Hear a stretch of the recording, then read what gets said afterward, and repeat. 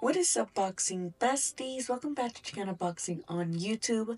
I really just wanted to get on here and yap about the entirety of the last Crescendo because I feel like I need a cigarette after all that because I've been up since like 8 in the morning and I've been caffeinated and I'm full of adrenaline. And I just wanted to also acknowledge that I did appreciate that they seemed to listen to the complaints, right? There was no concert. And there was the pacing of the card was really good. One fight really was after the other, besides, the main event. I think they took a little bit longer, but I loved the pacing of the fights, and I do appreciate it that they are listening to the feedback from the fans, it seems. And even though this card was really good and there was some substitutions in the matchups, there was a little bit of controversy with Turkey Sheik and the Hamza Sheeraz versus Adames fight. So I really just want to go chronologically, starting from the beginning, and let's just talk about the cards and just a quick reaction, my thoughts on the whole thing. But if this is your first time, hi, my name is Lily. I'm an independent boxing journalist who sometimes gets on here and yaks about whatever's going on in the sport of boxing, react, or preview certain fights. And speaking of, I do want to say that right now is the best time to subscribe because I'm actually going to New York next week to cover Tank versus Roach. Yes, I am covering Tank versus Roach. I will be in the building. And it's actually the first fight I've ever covered in New York or attended. I've been in New York twice, but never for boxing. So I'm really excited to cover that. And I will be bringing, interviews, exclusive content, as well as, maybe a BTS type of vlog, right? Like a little travel vlog for kind of come cover a fight with me type content. So yes, if you still want none of that but want the interview, still subscribe anyways. You don't have to watch me yap. You can just subscribe and get the content and turn on all notifications and everything else that the YouTubers tell you to do. Okay, but enough yapping about that. Let's get yapping about the card. Now, starting with Joshua Buatsi versus Caleb Smith, I did wake up for this fight. I didn't wake up specifically at 8 a.m., but I was up for this fight. And honestly, it was a really entertaining fight. I think a lot of people were talking about it also being like a fight of the year or round of the year contender for one of the rounds. I honestly was just waking up. So was it entertaining? Yes, but I don't think I was watching it with the eye of like, ooh, So I do feel like just from what I've seen, I do agree that Caleb Smith took it, but it was, a nice, interesting first card that I think set the pace for what this card was going to be. And then the next one was Zhang versus Kabayel, which also delivered because we got a knockout in their heavyweight. So we knew that it was going to be a good fight. But Zhang, even though he was looking slow as hell to me, he did get a knockdown over Kabayel where we were like, oh my God, maybe this is just too much to soon for Kabayel. And, Zhang's going to put up another great performance, but no, Kabayel had other plans, and he, just like he said, he ended up banging Zhang instead, and it was just such a great matchup, and just to have, such a sock and bottoms type of fight in the beginning, and then move over to a KO by this heavyweights was just, I'm telling you, I was doing backflips, like, on my bed. And then we got to Vergil versus Madrimov, which in my humble opinion should have been moved up to co-main event when we got, the other two fights that, had to be modified because my God, even though the fight did start, didn't start as busy as a lot of people maybe expected, it was really sweet to see Vergil basically prove a lot of people wrong in feeling that he was going to lose, get outboxed, people didn't believe in his defense. People didn't believe in his footwork. They didn't think that he was going to be able to withstand somebody of the caliber of Madrimov after not fighting for, a couple years, coming back to two one-round fights, and then controversial, quote-unquote, victory against Boachuk, which was fight of the year last year. So, I don't know of any other fighter who would take on Madrimov and then go in there and do the stuff that Vergil did. And I do agree that he did take the fight. I think Madrimov did great. He was those freaking overhands that at the end, like he was freaking just throwing like he was in a mosh pit. Like those were dangerous, and they did catch Vergil a couple times, and that's why Vergil's face looks like that. And even though he didn't catch Vergil directly a lot of times, like Vergil's defense was so high the whole time that even those punches were not landing like clearly, they were still making contact, and that's why, like you see Vergil's face look like that, especially someone like him who already has like really high cheekbones. But I think Madrimov did really well until he couldn't, and I think he expected Vergil to get tired or get frustrated. And the fact that it was actually the other way around, where it was Madrimov who was getting frustrated, that Vergil was still coming at him regardless of him, trying to use his lateral movement. And he ended up headbutting, on his Josh Warrington shit. I don't know what's happening there, but he did get frustrated. He got like 5 warnings, and at that point, it was really frustrating to see that he kept getting warnings because this is a championship fight. It's not like the real belt is an interim title, but at the same time, it's like, this is a championship fight. Either take a point off or get on with it. Why does he need to get 5 warnings? It was really annoying to me. I was literally yelling at my TV because literally was stopping the action, and it was just a whole thing that to me didn't make sense. The ring was also huge, but I am proud of Vergil Ortiz. I don't think any less of Madrimov at 154. I do think that all of those guys, I would still like to see him against all the other 154 pounders,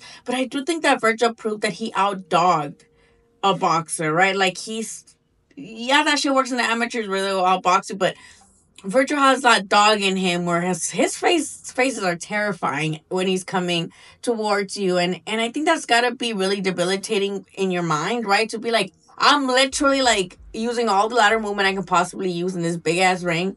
And this guy's still, like battering me. And I did see Madrimov use some really good veteran moves, right? Where he would kind of punch Vergil against the ropes and then turn him around and clinch, right? So then the ref would come and separate them, and that's a veteran move, right? He did well. I don't take anything away from Madrimov, but I did really get impressed with Vergil's defense, his pacing. I think he did learn a lot from the Buatsi fight, not to just freaking go all dogs out, right? I think I think he's always had an underrated job, but I think this fight he really solidified for me that he's one of my favorite active boxers, and oh my god, I would love to see him against anybody at 154. And moving on to what I was talking about earlier about Turkey Sheik, getting up in the middle of the fight. A lot of people noticed that, when in the Hamza Sheeraz fight and Adames fight, it wasn't like the most entertaining fight compared to what we had gotten earlier.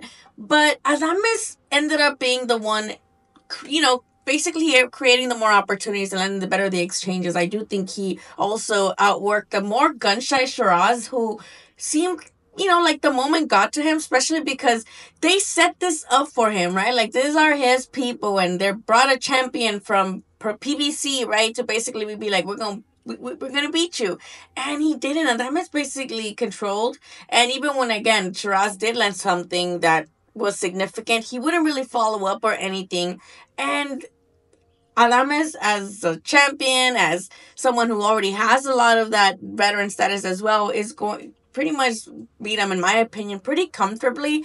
And it was just really weird to hear the scorecards be a draw. Like, that was, to me, I was like, oh, like, please. But also, when we saw this video of Turkey Sheik, getting up and going towards the corner for Hamza Sheeraz, and then you see him, telling him that he's down, even though his corner... The thing is, another thing, his corner had told Sheeraz going into the 11th round that he was winning. They're like, you're winning, right? So I'm a fighter. If I'm a fighter and my corner tells me I'm winning, then I'm not going to really put, I guess, much of an effort to really stop my opponent anymore because I'm winning. Fuck it. But then the next fight round, they're like, oh, actually, you're losing. You need a knockout to win. Or I don't know if they told him he's losing, but they're like, you need a knockout to win. And that's when, you also see Turkey Sheik in a video telling him, like, you're down by 2 points or something like that. He's doing this. And it's just like, what is happening here? What is happening here? So that was suspicious. That was weird, right? So, like, that was... I'm just glad that Adames went over there and he got his bag, and that they didn't take his belt, at least, right? I think Turkey Sheik knows better. I think because he is listening to the feedback, he does want to be in good standing with the boxing fans, especially when he already set the bar so high with these cards, right? So I think the last thing he wants is for people to see his cards, even though as, good as they are, for them to think, oh, but he's gonna make these fights, but then rig him to some sort of favor or some sort of agenda. I don't think Killer Sheik wants that associated with his card or his name or Riyadh at all. So I think the worst that could happen would be a draw, right? For Adames, he gets to keep his belt, he got some money, and then he gets to come back. And I guess that's okay, but at the same time, I think it revealed that Sheeraz is not really where we need to be in an already kind of stale 160 division. As for Adames, there's Lara. The Lara fight is still there on PBC. I think that could be a big co-main for one of their cards in 2025. I think that'd be a great fight because both of them have belts and they're both with PBC. And I personally would be more hesitant to send my PBC guys over there, knowing that, like, these are the type of odds that we're at. That's just me, though. Now, the next two fights had replacement opponents. The first one being the whole thing with Schofield. I think I'm going to have to make its own video about because it's still unraveling. The dad looks like he's going through all the stages of grief. First he was saying Shakur poisoned my son. First of all, he's like, Shakur stole my son's passport. Then Shakur poisoned my son, or Shakur's lady poisoned my son. And it's like, wait, no, never mind. Sorry, Shakur wanted to fight. It's just, I still got sick, sorry. And then he's like, wait, no, Shakur actually did poison my son. And then, screw Golden Boy for apologizing to him. Which I don't think I actually appreciated Oscar apologizing as a fighter, as a former fighter, to Shakur. As someone's like, hey, I know you trained your ass off and now you're inconvenienced by a fighter that I promote. My apologies, bro. I don't know what, I know my fighter's sick, but still, my apologies for the inconvenience. Right? That's all Oscar said, basically. And the way that the dad reacted to it, talking about, and now he claimed he was hacked. So this man is just, the whole thing is sus. And we got Padley in there, who was an undefeated guy who had apparently beat one of the Turkey's favorite fighters, Mark Chamberlain or something like that. Honestly, I'm gonna be real with y'all. I don't know much about the UK scene.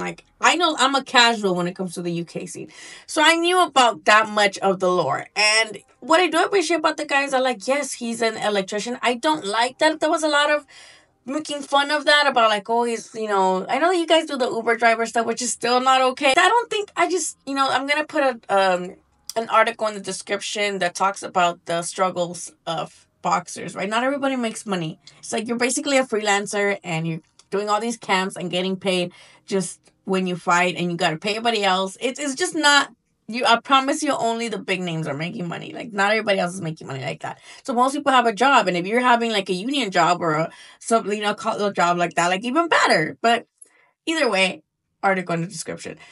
But he came in and he gave it a go, mate, right? He gave it a go. He didn't come in and just lie down. He did come in and was trying to do the best with what he could against someone like Shakur Stevenson, who did seem that he got his hand injured. But now they're saying that it was some people are saying it was the same hand that he hurt, in his last two fights. And then other people are saying, no, it's the other hand now. So it would suck if he is prone to getting injuries in his hands, because that's going to affect the performance of his fights, whether he's dominating or not. So he did end up getting the knockout, and, he did what he was supposed to do, and he did what he was supposed to do against Schofield if it would have been Schofield. So I think this is just Shakur. I don't think it hurt him. I don't think it hurt either fighter. I don't think it should, because I don't think it's people that were criticizing Shakur for, taking the Schofield fight. We're going to criticize him for this one anyway, for the replacement and something that was out of his control. So whatever, right?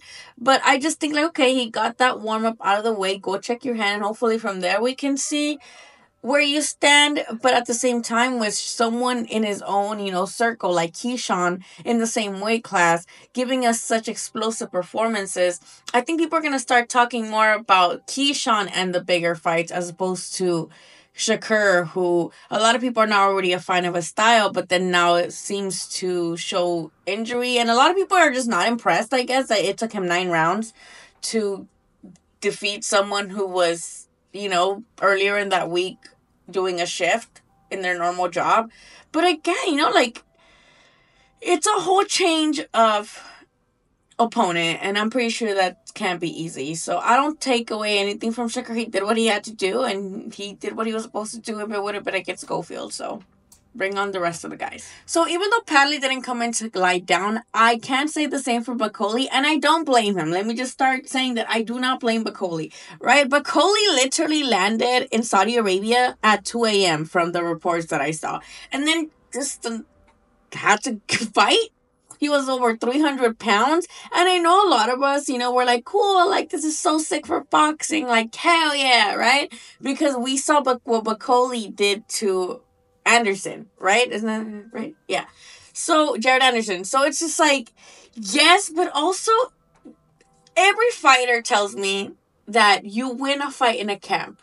The gym is where you go to really prepare for what you're coming against in the ring, right? So to me, it's like if you're not doing that, if you're not preparing yourself, then your mentality is not there, and neither is your body or your coordination. So that was really interesting to me. So, Bakole really did come in with a puncher's chance, but Parker, even though, like I mentioned, his fights have not been the most freaking, flashy because he gets like amazing knockouts, he has been doing the thing that he needs to do to beat the guys that he's beat. And it was no exception with Bakole, who, came in and had the puncher's chance, but Parker showed why he's at the top right now and, knocking at the door for a title like a former world champ that he is, and that he still belongs at that, championship level. So I just really love that Parker has had this longevity in the sport, because he's been a champ, right? He unified with Joshua, and now he's here again, at the top, and I just want to see him with more fighters. I still want to see him against Daniel Dubois, right? So of course we still business to take care of, and shout out to Parker for delivering a knockout in the co-main event as well. And for the main event, oh my god. I know that like there's just so many fights to make at 175, but I could literally watch these guys fight every day, twice on Sundays. Like, it was crazy to me because I know a lot of people had Bivol winning the first fight, and a lot of people predicted that Beterbiev would actually win the second time because, with certain adjustments. And it seemed like Beterbiev was making those adjustments. He was walking Bivol down to the point where I felt for a second that like this time he wasn't gonna get him out of there, because he was just landing a lot of shots that, even though Bivol was taking, he seemed more bunched up, right? Like he was going against the ropes more. He seemed a little bit more uncomfortable than any time during the first fight. So I was like, ooh, damn, like Beterbiev just might get him out this time. But he did survive. Not only did he survive, but he actually turned the fight around, delivering some shots on Beterbiev que lo dejaban temporary, like just right, y venía otra vez, because he also is like a RoboCop. He also just doesn't care. You can punch him and he'll come forward. He literally ate so many shots